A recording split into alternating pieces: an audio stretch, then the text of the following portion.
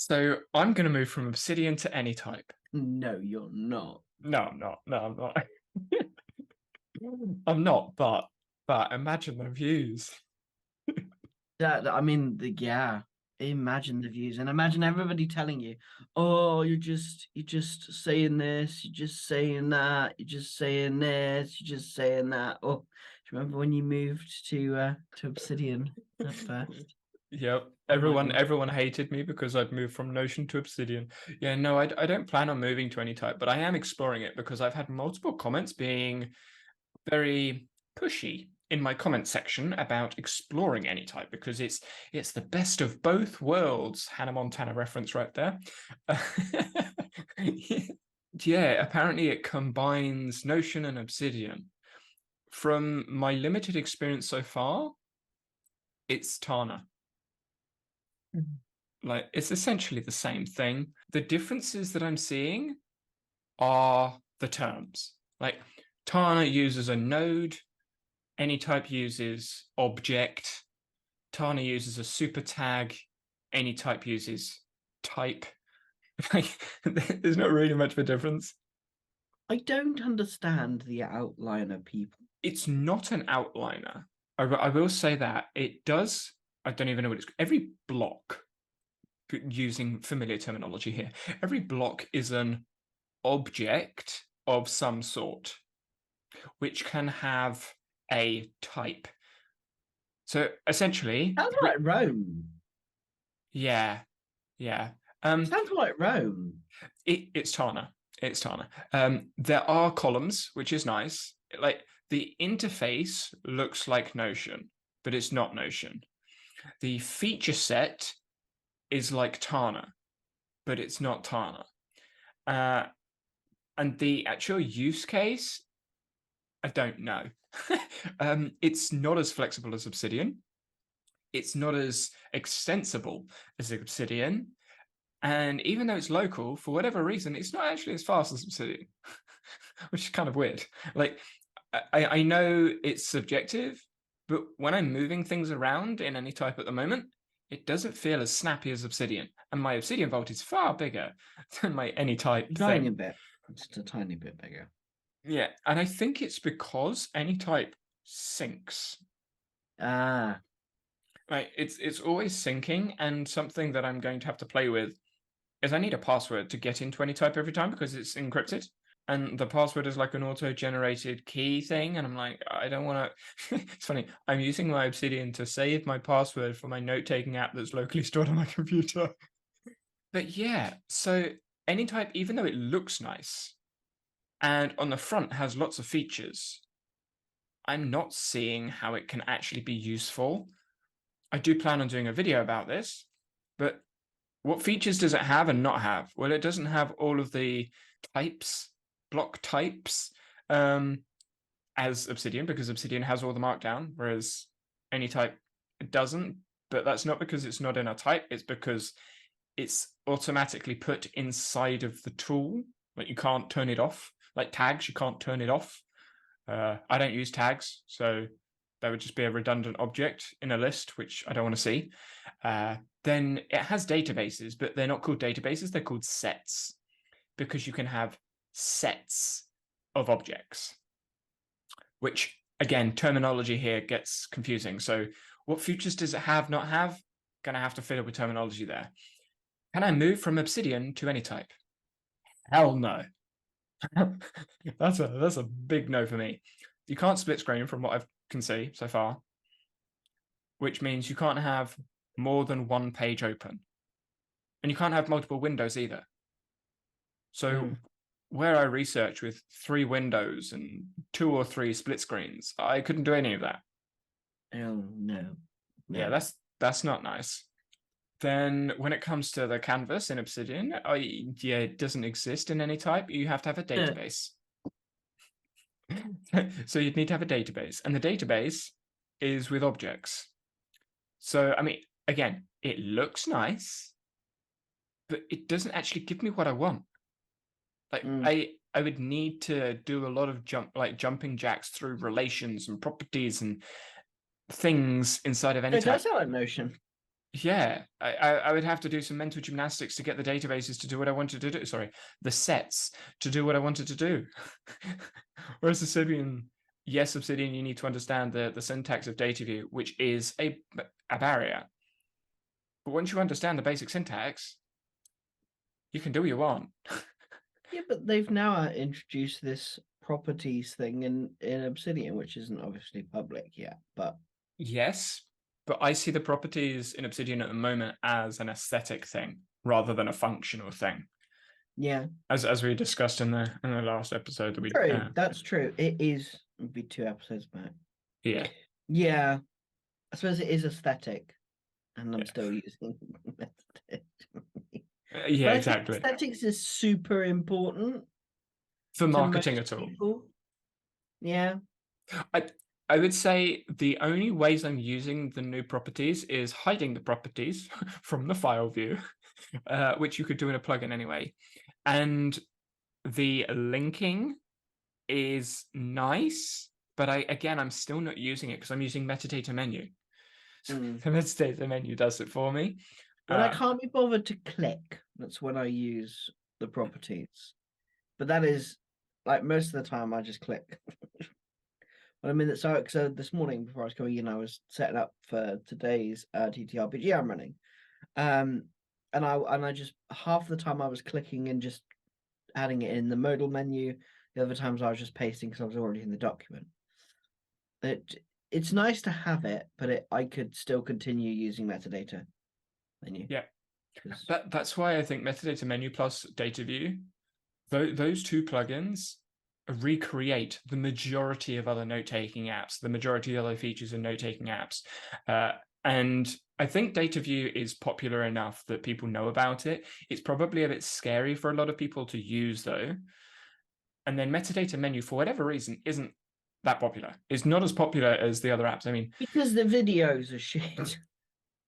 my video is not shit. Your video is okay, but it's long. That And is true. But I mean, it is a big it is a the big video is plugin. made by the creator, which is when I was first trying to learn it, I hadn't got a clue. Like I was like, okay, cool. What am I actually doing with this? I get it. Cool. So, and it wasn't until your videos came out about it, I was like, oh, that's really powerful. I'm in there now. Yeah. Yeah, it's finding a use case for it, and that links very nicely with the rest of this episode. You're welcome. Yeah, I mean, I had a segue in my head anyway, but well, I had a segue that I was thinking of anyway. Uh, when it comes to finding a purpose for something, I feel like we can use the learning of a tool, whether it's learning of Anytype, learning of Obsidian, learning of a plugin, learning of anything, as a gateway, as an excuse, as an opportunity to call procrastination. Because learning, to me, is experiences. It's a Mm, collection of experiences, mm, ideally, in order to develop a skill. But if that's learning, then what is procrastination? Is it learning without a goal? Well, we do that all the time. mm, Is it learning something that doesn't direct us towards a goal? Or isn't that rest and recovery? mm, So, what is procrastination? mm, hmm. Because I've seen a lot of people discuss how learning can be procrastinating. Obviously, we have the shiny new toy syndrome. People look at toys and go, oh, yeah, that looks good. That looks good. I'm going to try this. I'm going to try that. And some people call it procrastination. A lot of people call it shiny new toy syndrome. Is it a bad thing? Is it not? Obviously, it depends on the context, Obviously, as always. but it's learning. Yeah. So when does learning become procrastination? When do you think learning becomes procrastination? Where do you get to a point where you're like, I've been doing this for too long now, I should do something else? When I'm bored, when I'm doing it for the sake of doing it, or to avoid something else, That is that procrastination? They're doing something to avoid something else. I don't know. That would be what I had as procrastinating. Okay. So when you're But doing, yeah, but that doesn't match for that's the assumed view. When I'm just gut reacting, not critiquing my own thoughts and just following what is the gut reaction. But then when I'm just like, do I actually like that? No. Does that make sense? Not really. Because how am I supposed to know the thing that I'm doing doesn't actually help me in the other? It's not linear. And that is a very linear way of me thinking about it. So I'm like, okay, cool. So what is procrastination? Uh, uh. when you would Does describe yourself as procrastinating, what do you see yourself doing? if I was to describe myself as procrastinating, what do I see myself doing? I don't know. I don't have an answer to that question. That's why it's interesting to me that lots of people talk about procrastination, because when you actually ask what procrastination is to them, most of the time it's doing something to avoid something else, Mm, which I can understand.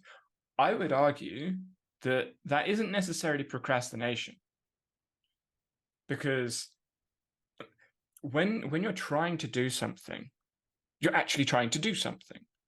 mm, Right? You're focused on something. I want to learn X thing. I want to yeah. learn Y thing. You're focused on doing the thing. If you're doing something else, then you're focused on doing something else. So Mm, why are you focused on doing the other thing? Oh, I'm focused on doing the other thing because I don't want to do that thing. Right. So what's the procrastination? Is it the act of doing something else? Or is it the thinking that you don't want to do something? And if it's the thinking about not doing something, when our procrastination isn't an action necessarily, process. Mm, yeah, it's the way you're thinking about a practice. So, can you be doing something and procrastinating at the same time? Yes, because you can be working at something, but without a focus, without a goal, without a target. It's you're just acting mm, without a directed purpose. So, undirected practice, as it were. But is that procrastination? mm. Well, I would say no, because then No. it's the start of you doing the work. For me, I would call that my warm up. Yeah. So what does procrastination mean then? Procrastination is not doing the work that you want to be doing, which you don't know what it is because you haven't started yet, and doing something else instead. But you've chosen to focus on something else instead. So procrastination is deciding not to do something. Well, why have you decided not to do it? You've decided not to do it because you're scared, you're fearful, blah, blah, blah. So is procrastination just giving in to a fear of failure? If it is, then, well, procrastination is no longer separate from fear of failure. It is another word or description of something. It's a noun that we can go, that is this thing Yeah. at that point in time. But why? Why is it? Again, it's another noun description. It's another label that we've put on something that doesn't really, to me, have much meaning. I tweeted this morning, meaning is in people, not words, which is something I hold true. It's in my pop. Meanings in people, not words. So when we look at the word procrastination, what does it mean to lots of different people? Well, it's going to mean something similar, and you could identify it. Everyone can identify that's procrastination. But what does it mean to the person? That, to me, that is more of an important question, and that could educate behaviors moving forwards. Because when we look at how to get over procrastination, how to stop procrastination, the majority of the advice is act, do said thing. Which doesn't make sense because if you could just act and do said thing, you would have bloody done it. Exactly. So And there this, is some. So one of the things that I've said and I say in the past is like procrastination, if we use the label for now, is just a sign of something. It's just telling you something. It's just information. It's just something that you are perceiving in yourself and your actions in the environment that you're in, and it's telling you something. What's it telling you? Go poke it. Basically, go poke it. Go poke your questioning. Figure out what that means to you. I think it's a feeling of Yeah. frustration. Yeah. Procrastination is Yeah. it's like I'm frustrated. I'm not doing what I want to be doing. I'm not getting to where I want to be at right now. And I don't know why, and I can't figure it out, and I don't even know where to begin. Mm, That's often the feeling that I hear and yeah. experience. And I would relate this heavily with. So I was Brenda put in the Discord the other day about a paper about sedentary behaviors and lifestyles. I've got a Substack article coming out soon about it, so it'll probably be out by the time this episode comes out. And it's talking about sedentary behaviors and how people automatically default to sedentary behaviors, i.e., sitting down, not doing anything. And the argument in the paper is that they use cognitive tax, not cognitive load, even though they look almost identical conceptually anyway. And they suggest that the cognitive tax, i.e., the amount of activity in the brain, is increased when you need to decide to act on something when compared to sitting down. So if you have two options, sit down or walk, it requires more cognitive tax, more thinking to decide to be active. Now, initially, you may think, well, that doesn't make sense. It's just a decision.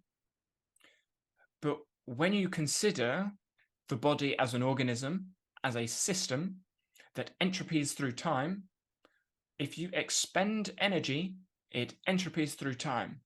So if you act, you expend energy, which means your body needs to consider whether you have enough energy to do said exercise or activity, which means it's going to have to think more because there is more information in making the decision.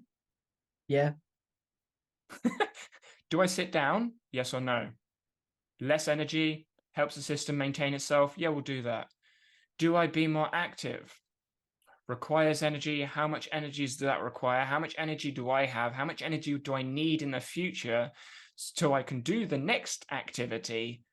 Oh, I'm not sure. So it requires more processing if you're going to use the brain-based approach to making a decision. If we take it out of cognitive tax and cognitive load, and we think about attunement of behaviors, well, because this was related to those that were prior active, so those that were previously more active used less cognitive tax to make the active decisions. Or we could say there is an attractor to being active. The information in the environment attracts them, so it requires less effort in making that decision. Yeah. So what do we do about making decisions about being active? We create attractors within the events nested throughout time and overlapping throughout time, which directly relates to procrastination. How do we avoid procrastination? Well, we don't avoid procrastination. We build up environments that attract us to action. Yeah. To me, it's logical. Yeah. It makes sense. But then you also have like, Go on, John, argue against me. I'm going to try.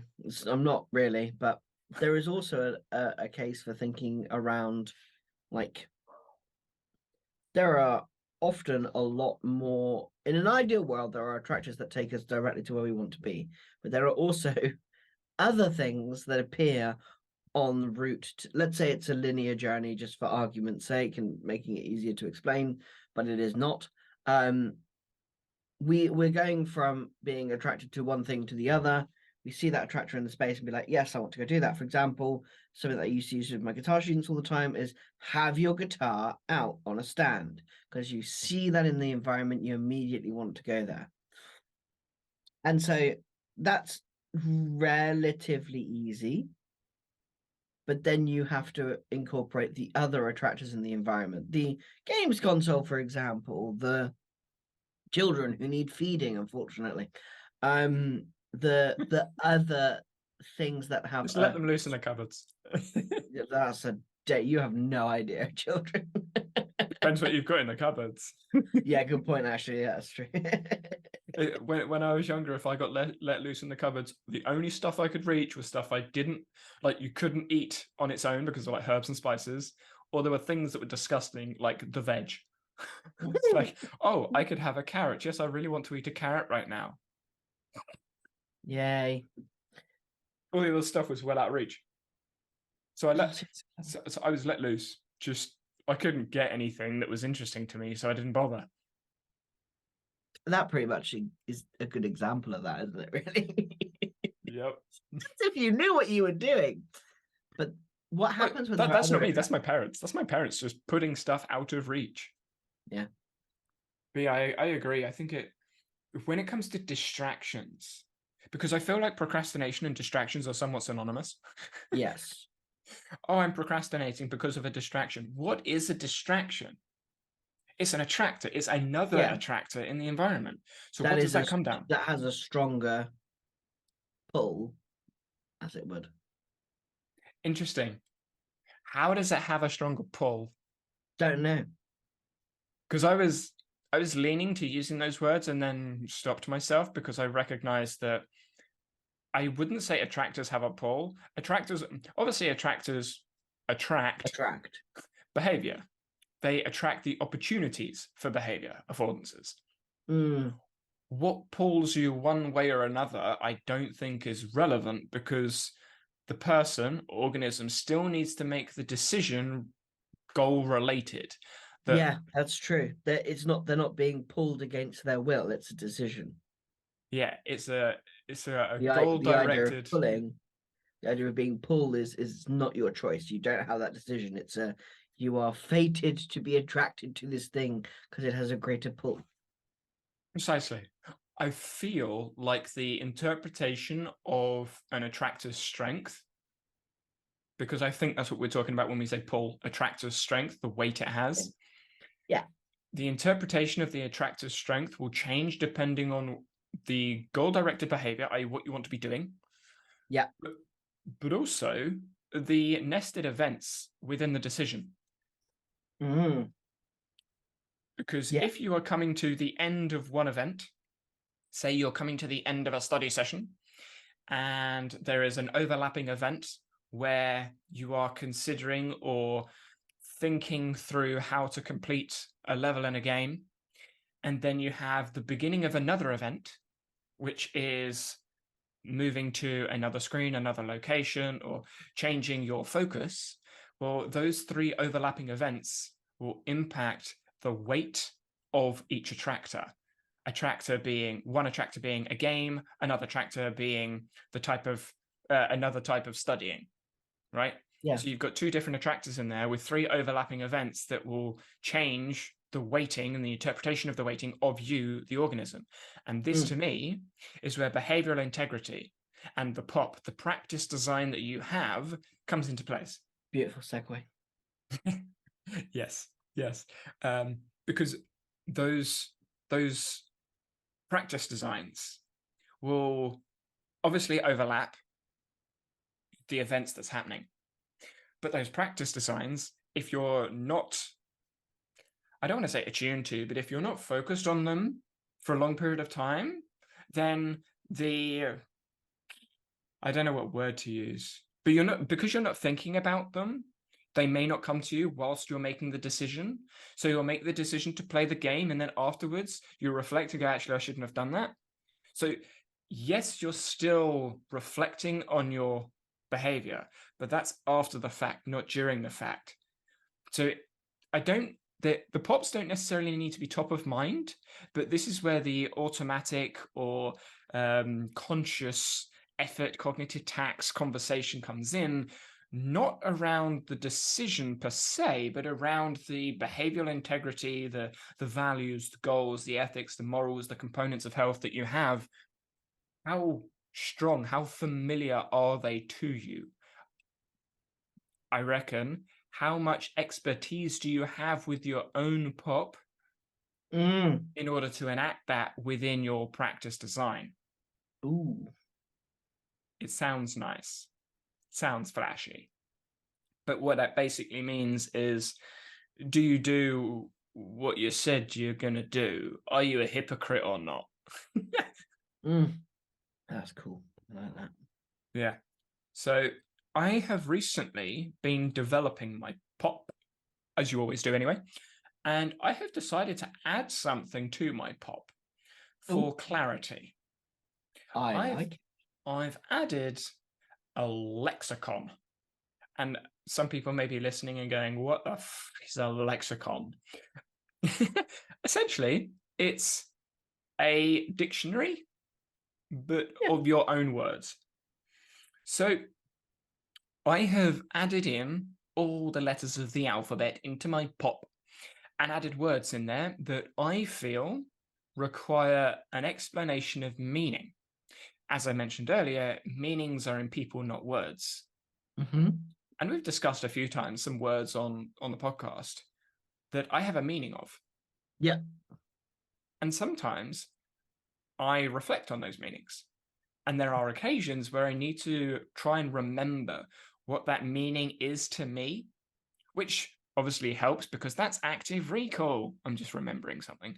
Uh, and that's spaced repetition. I'm just practicing it. So I'm learning my own lexicon, Follow me. but articulating, sorry? I Oh, you burped. But articulating that inside of a pop, I feel useful because when I'm exploring different ideas and research topics in my pop as part of my practice design, stepping back can be difficult because of the complexity of the situation. Bring it, Mm. bring it, bring it into some tangible things here.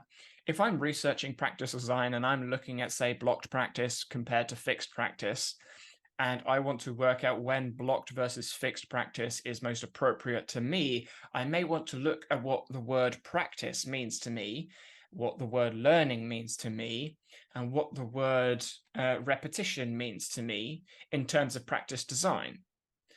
That is a lot of complexity that if I don't have the expertise to manage all that information at once, I'll be overloaded, which either reduces the amount of time I can focus on the information because of the energy expenditure, or I don't get to the answer that I'm looking for because the energy requirement is essentially too high.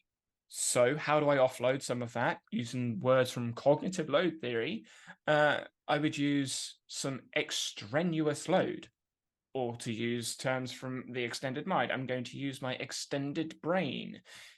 I'm going to use my lexicon to help me. That, to me, is a tangible, practical example of how I'm using the lexicon at the moment, because there are research elements that sometimes when I'm in, I lose the bigger picture, and having a lexicon Yeah. helps me see that bigger picture. So I think it'd be really useful to kind of, and I'm super intrigued. I started thinking, okay, cool. I'm gonna sit down and spend some time, put my thing together, um, put my pop together, and it was incredible. I didn't even know where to start. Have you seen So my I pop? I am looking at it now, looking at your canvas at least. I was going to say the canvas or the actual document. So the document, the way for those listening, or no, I'm not going to share my pop. Cool. Yeah, it's got some private stuff. Well, I say private stuff. It's got some stuff in there that I don't want on the internet. People can see it. It's just I don't want it on the internet because privacy reasons, obviously. So Obviously. the way I approached my pop is the way that I approached my philosophy of practice as a coach. My first question was, what are my values? And when I say values, what are words that I like to describe my behavior? And to me, it's always been three. I don't even remember when I first followed these, which is honesty, consistency, and integrity. Yeah. Those three values to me are the most important values. Like I say, I don't remember when I first came up with them, but honesty is something that I've always held true to me, my actions. I think this comes from my dad and the way that I was brought up. I want to be honest. What does that look like, though? What does honesty look like in everyday life? Simon Sinek talks about not lying. because he doesn't think you should lie to people. So just don't tell the whole truth. So when you see a performance and you don't like the performance, you could be brutally honest and say, that was rubbish. I didn't like it. But in that environment, in that situation, that brutal honesty isn't probably going to be beneficial. So how can you be honest when someone says, what do you think? Well, that's where you say, well, I liked this, and I liked this, because they're looking for more positives typically when they're in that environment, in that event still, they're still excited by it. Afterwards, though, you can then ask them questions about things that you didn't like. So that's a case of phrasing and toning the words that you're using to be honest with your reaction. How does that come from the word honesty? To me, that's practice. What is in my practice? How am I going to act with honesty? How am I going to act with consistency? How am I going to act with integrity? Right? Which means, okay, I need a practice session. But the practice session, practice design, is how I behave. It is everything of my pop. So what I've done is I've linked inside of Obsidian, I've linked to notes that are relevant to my practice. So I can read some of them out: motivation, reflection, learning, expertise, studying, cognition, memory. And inside of those, there is more information. But that's still things that are evolving. They're dynamic. So I can't, at the moment anyway, isolate anything inside of my pop. Moving sideways from there, once you've got values in place, there are elements that you're going to want to move forwards on, whether you call them areas or pillars or components or whatever word you want to attach to them. There are things that you want to be healthy. Most people will have similar, I call them components of health, similar components or aspirations. You could call them goals. I personally don't like calling them goals. Goals has so many key bits to it. Yeah, I do have goals.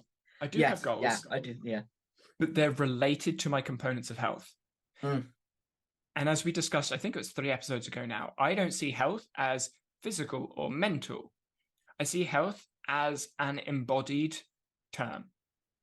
So yes, there are components of health that are predominantly physical, i.e. cardiovascular fitness, muscular endurance, strength. There's some of the things on mine.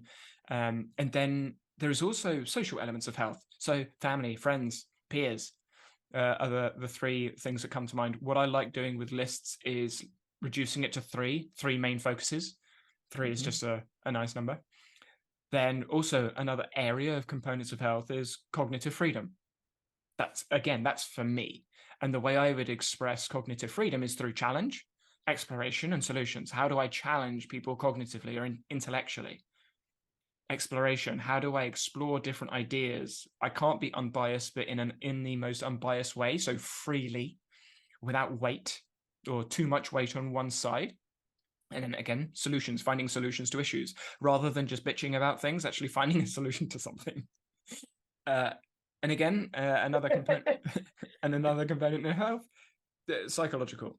And psychological, again, is going to be directly related to my practice design, because what does psychology mean? Is it mind and body? Is it behaviors? Like, what does it mean to me? And that, again, links directly with my practice design. So components of health, then combined with values, bring competencies.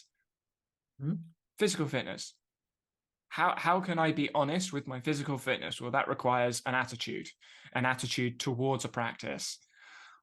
Values are competencies. How do I hold honesty, consistency, integrity within my social interactions with my family, with friends, with peers?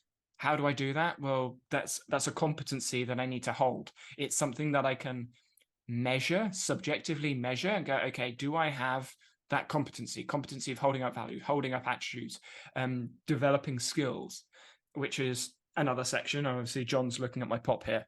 So he's probably going, oh, that's that box. Oh, that's that box. Yeah, I'm literally just going, yeah. And so I'm holding competencies or measuring competencies when I look at my pop. Yeah, that's cool. Those three I find quite intertwined.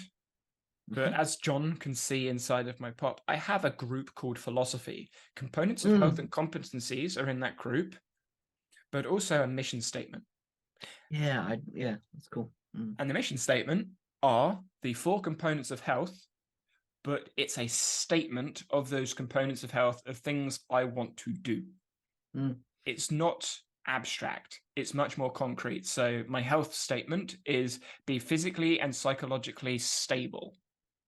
I haven't said healthy, I've said stable, because I can be unhealthy and still stable. And that is, to me, that is a clarification of words that has helped me get through a lot of my tough times. At the moment, I'm going through a health issue, like on top of my disabilities. So I am, at the moment, my body physically is unhealthy, but I'm still stable. Yeah. I'm still able to function. And that gives me hope, that gives me freedom, it gives me flexibility, it keeps me going, keeps me moving. And then there are other statements, social, cognitive, and psychological statements that relate to components of health. And I find having those statements grounds the abstract nature of a philosophy of practice in something tangible that can be used. The other group is design, and the design is where behavioral integrity, again, coming back to that value, integrity, behavioral integrity comes in. Don't be a hypocrite. And the design is how I'm not a hypocrite. I have principles. So the principle at the academic principles that I hold up my practice design on, which is periodization and load measured in RPE. And I know what that means related to all of the other concepts. I may be fleshing it out a little bit further because I'm writing a book about it. Then session. So again, that's related to periodization, the principle of periodization. But sessions, what does a session look like? What's a warm-up? What's practice? What is practice? But obviously, practice is very complex. And inside of the practice is the other section of my practice design grouping, which is all the elements of practice.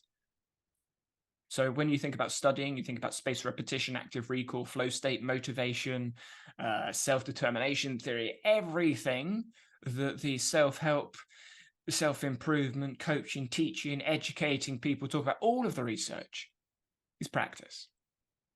It's practice design. How do you make those decisions how do you use the practice, the research practice, in the decisions with your behavior inside of a session?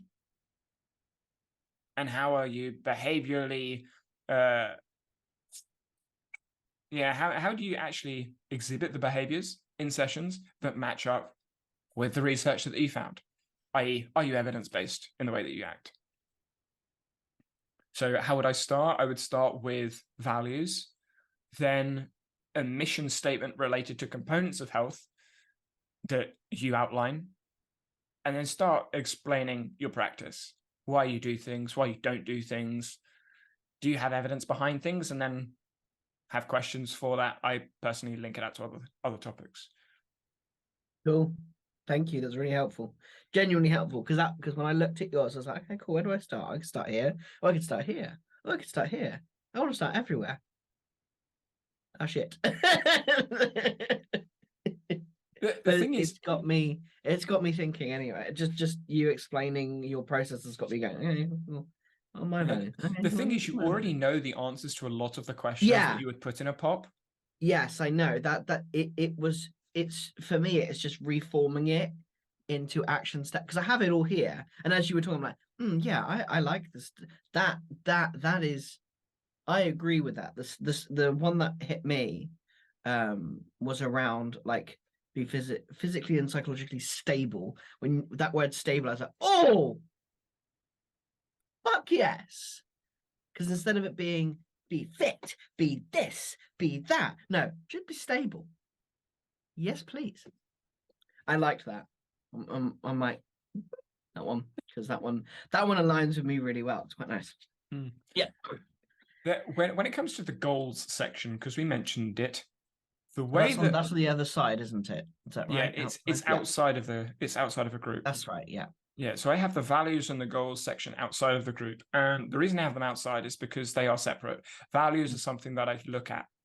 Well, I don't look at them anymore because they are thoroughly ingrained in the way that I act, which can be positive and negative depending on the end of the stick that you perceive my actions. Tough shit for some people. I love it. Yeah, but when it comes to the goals, August Bradley talks about value and outcome goals. Now, I don't like the way that he manages a lot of the information that he shares because it's too much for me. There are too many things going on, but the concepts of value and outcome goals are embedded in research. It's embedded in the science. They have various names, but at the end of the day, they're open goals and closed goals. They're measurable goals or they're immeasurable goals. They're just targets, right? So I have a value goal of having a healthy body. That is a component of health. Be physically fit.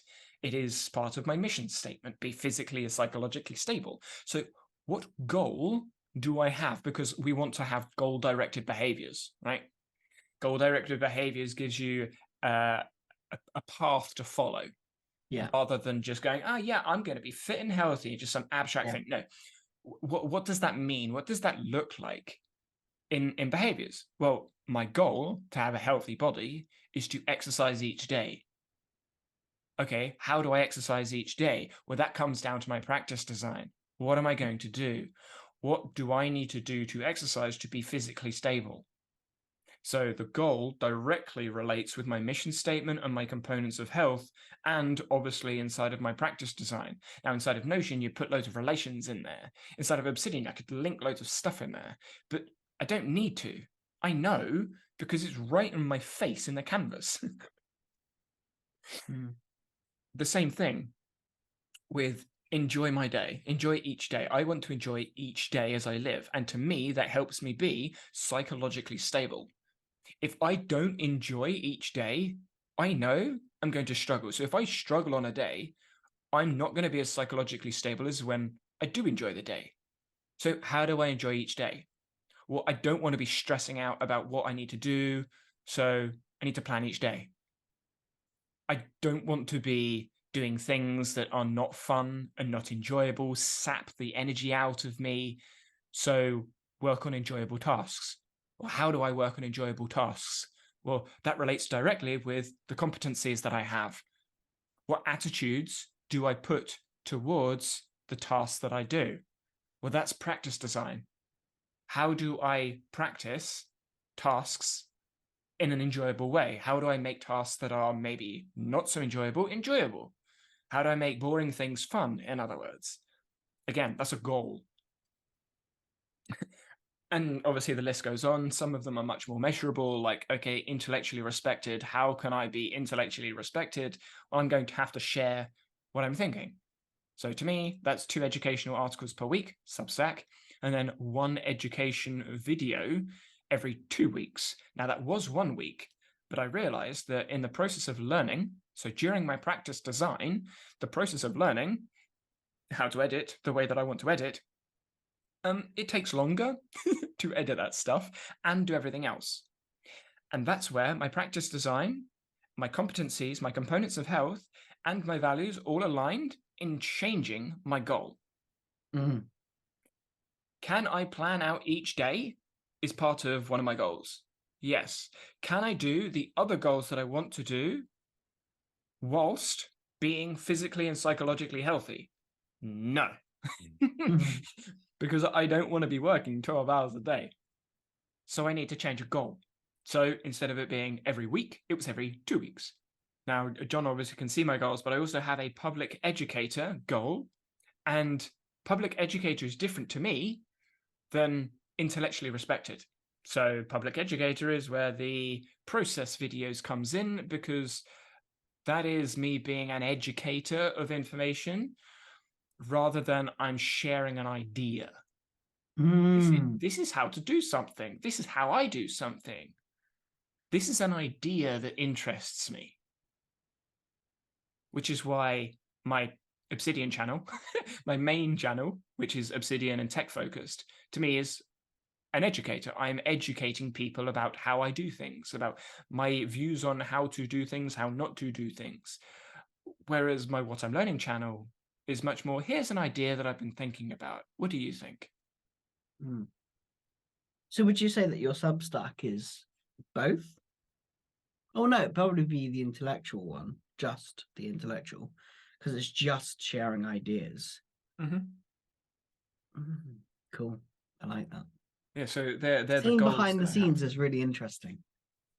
A lot of this was because it is part of my practice. It's been ingrained in my practice since probably the end of first year uni, beginning of second year uni, which is when philosophy of practice really started to entrench itself into the way that I view the world. This has never really been written down, but it's always been ingrained in the way that I act. Having it written down like this is very nice to see. But I think it's helpful for others to grasp what it means when I say philosophy of practice. Yes, it is.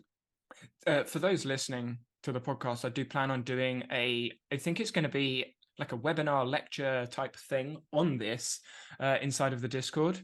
It will probably be Patreon only, like the actual lecture thing, but I will be discussing this inside of Discord. I tested out an event recently, so we'll be exploring those a bit more in the Discord. So if you want to have a Q&A discussion, join the Discord. So what are your thoughts now on a pop? Now that pop is more than 3 letters.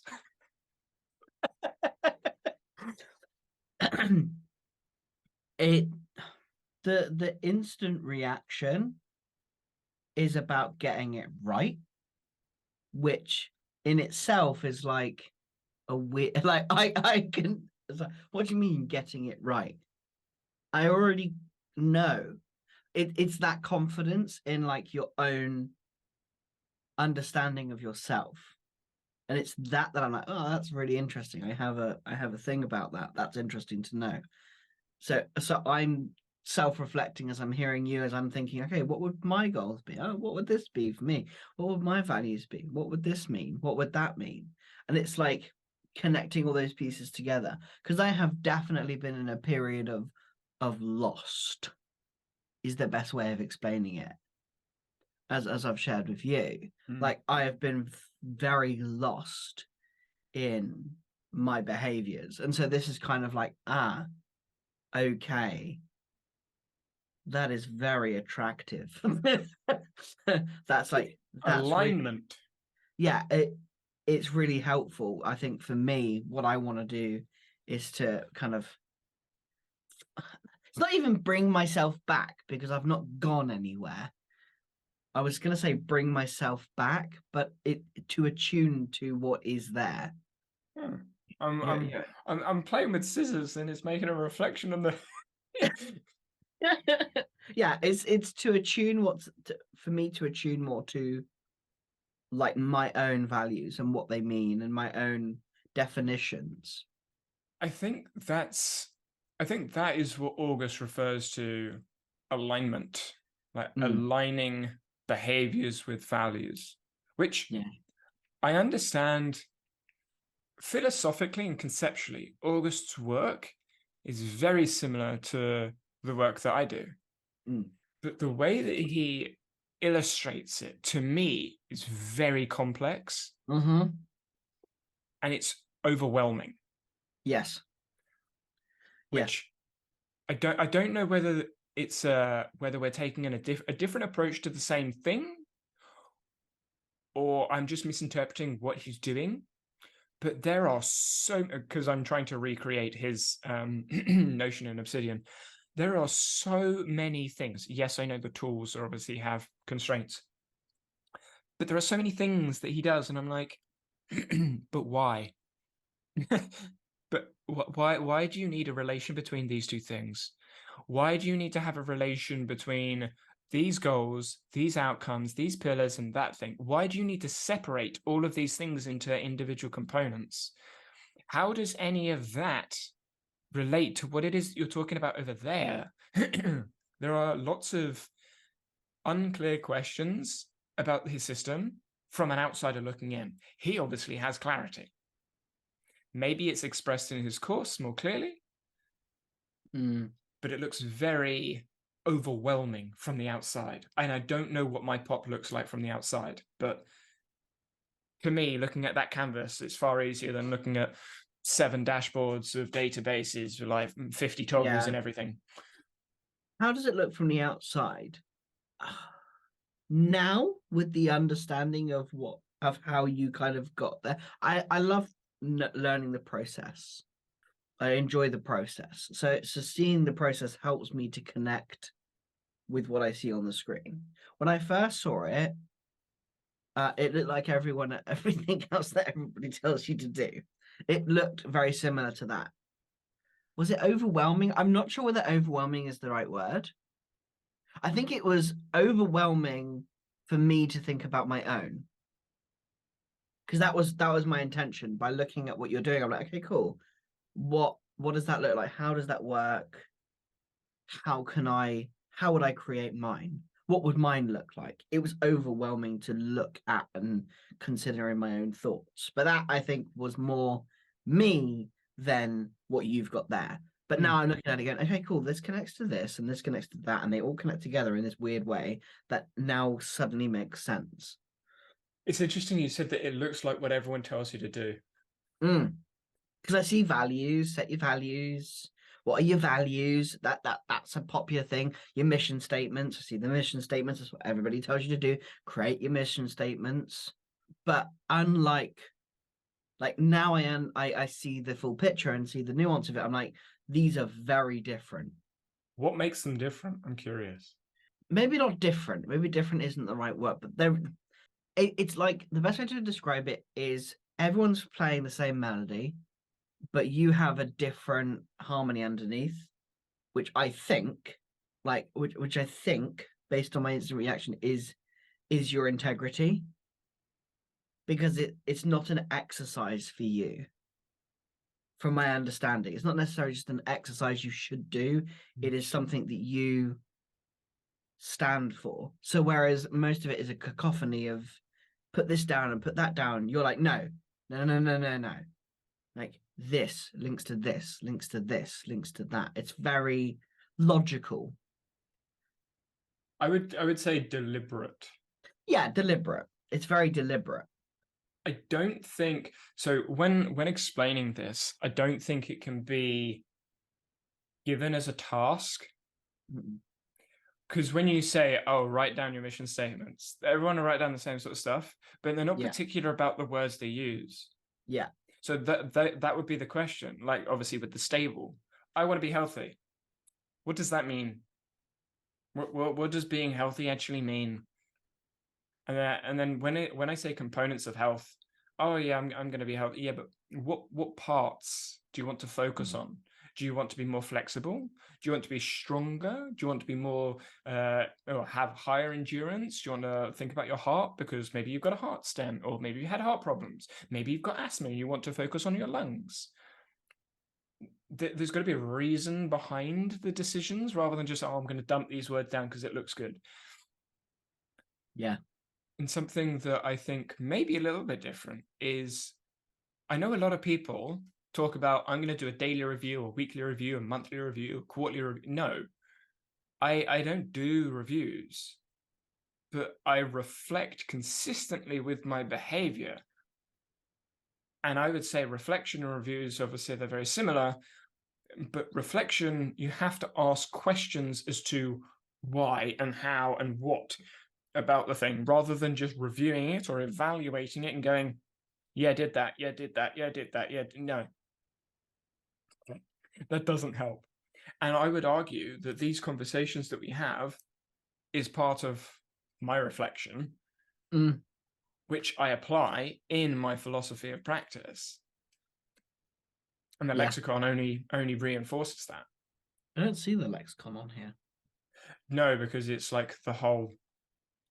If you double click into the document, it's got lexicon and then like the whole alphabet, all the words. So you've got like A, B, C, D, and then going all the way down. Because I'm adding words as I go through. Because I've never. Oh, nice. Yeah, I've never written it down before. Mhm. But because writing is obviously part of cognition, it's a way of expressing cognition, I'm doing that. And what I've done with the lexicon is made it so that I can't express a term using the term itself. Very similar with the definition. So coaching is not coaching a person to be better. So I've tried to use much more descriptive ways of expressing information. So at the moment, cognition, I have cognition as organisms development or action of behavior, because an organism's development of action and behavior is the way that we think through the world. Mm. Because if I was to say cognition is thinking, I don't think that helps with meaning. No. I would say cognition is synonymous with thinking, but they don't necessarily mean the same thing. I think some organisms don't think, but they are cognitively active. Yeah. So I didn't want to put thinking in there. And this is me working through my lexicon and the meanings behind the words that I'm using to then justify or express my philosophy of practice in the actual practice design I have when it comes to doing something. I'm thinking, but I'm also cognitively active. So cognition is my organism's development or action of behavior. So how am I acting? Mm. How am I developing my behavior? That is cognition. And then obviously there's loads of other words in there as well. I like it. So yeah. Now moving over to the Discord again, there was a question in there about flow state. Yes. I don't know whether you've seen the question,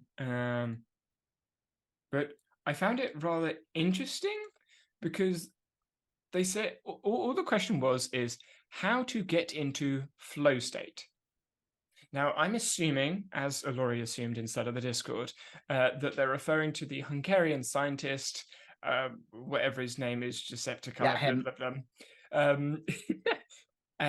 I'm talking about the flow state or being in flow, and or maybe deep work. Those abstract terms.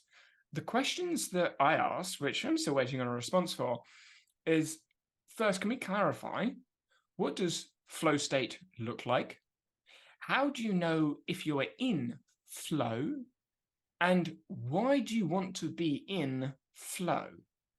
What answers do you have to those questions when I ask you those? So what does flow state look like to you?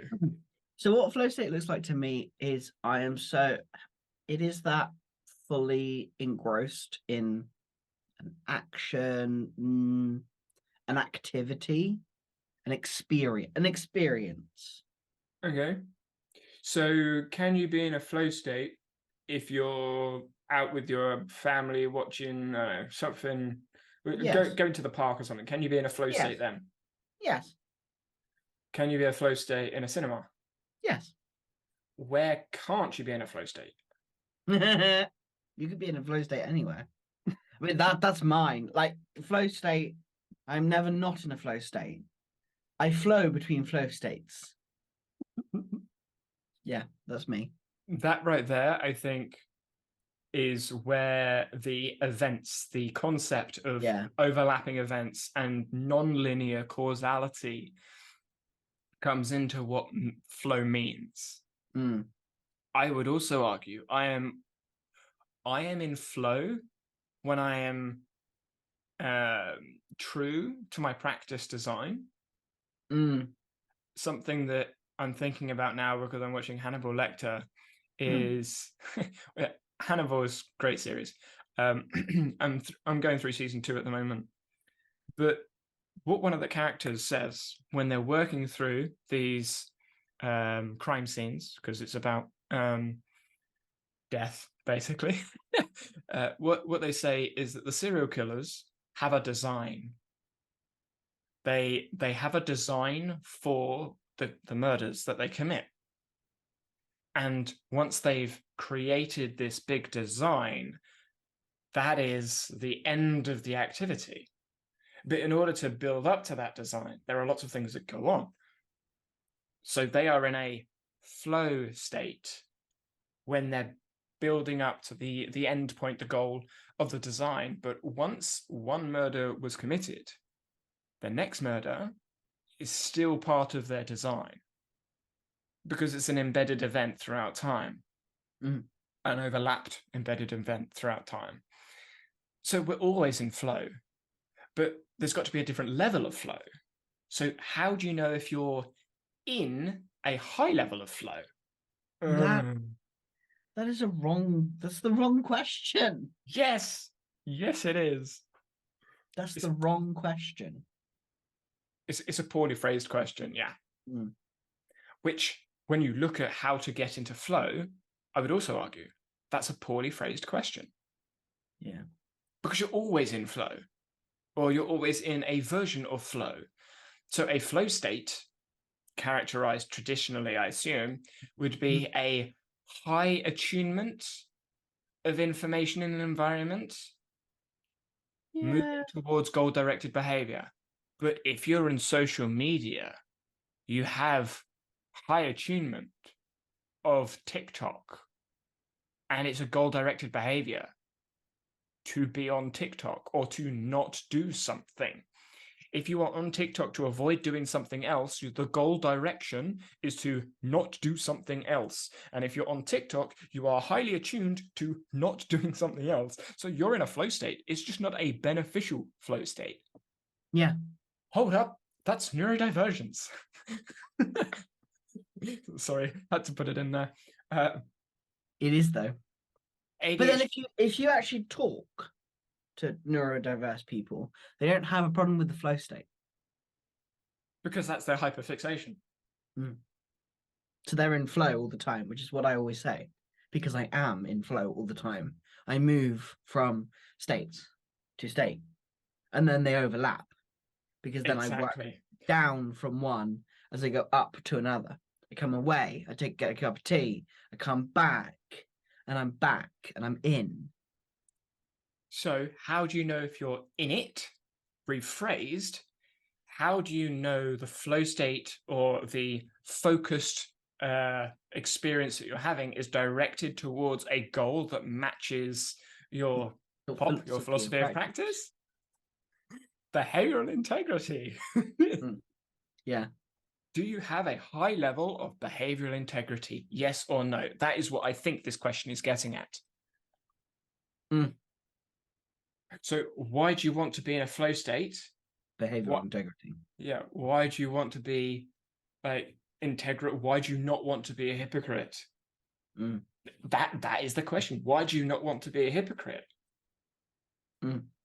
Well, because I have values and I want to uphold my values. I want to be physically and mentally healthy. I want to be an intellectual. I want to be an educator, etc., etc. That's why. What are your thoughts on that discussion? Yeah. I never understood flow state and trying to create a flow state and set up your environment for a flow state, because finding a flow state has never been my problem. Being in flow state has never been a problem. The issue came when the flow state was not in integrity and I was being a hypocrite, which goes back to my pop, which goes it's a symptom of a different, I suppose, problem. Yep, I agree. I agree. Same with kind of procrastination. It's a symptom of something, of a different problem. It's a symptom. It's not the problem. What is the solution? Pop. And having, well, not being attuned to your philosophy of practice would probably be more accurate to what I'm actually saying. Mm-hmm. I would say being attuned to and having expertise in it. Yeah. Because I feel a lot of people don't have expertise in their own philosophy of practice, which is why they struggle with behavioral integrity. Mm. If you're not that familiar with your philosophy of practice and what it looks like in practice, then sometimes you can act in ways that don't match which obviously is not integral to your behavior, and it makes you look like a hypocrite. And if you look like a hypocrite from the outside, then you probably are doing something that's hypocritical. Hmm. I can think of a couple of examples that I'm not going to get into, and John's probably thinking of one that I'm also thinking of. There are plenty of them. Yeah, but that is the way that I would look at procrastination, the way I would look at flow, the way I would look at learning, the way I would look at experiences, and the way I actually see shiny toy syndrome. So coming all the way back to Anytype, the way I see Anytype is, okay, first question, what behaviors help me in this situation? Well, I want to know 3 things. What does it do, and what doesn't it do that tools have help, the tools I use help, i.e. Obsidian? Can I replace the tool I'm currently using with it, i.e. can it help my practice because it can do what the tool I'm using currently doesn't do? So does it help? And 3, who else does it help? And why do I care about that? Because of one of my goals about being a public educator. Yeah. So exploring Anytype is related to my POP, and I have behavioral integrity as long as I fulfill those sort of needs, as it were. So John, next week you're going to go through your POP a little bit, yeah? Yeah. Yes. I like that. Yes, I am.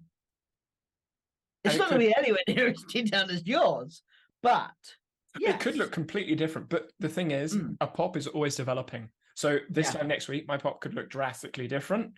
I can't imagine it because mine's been fairly similar for a very long time. Yeah.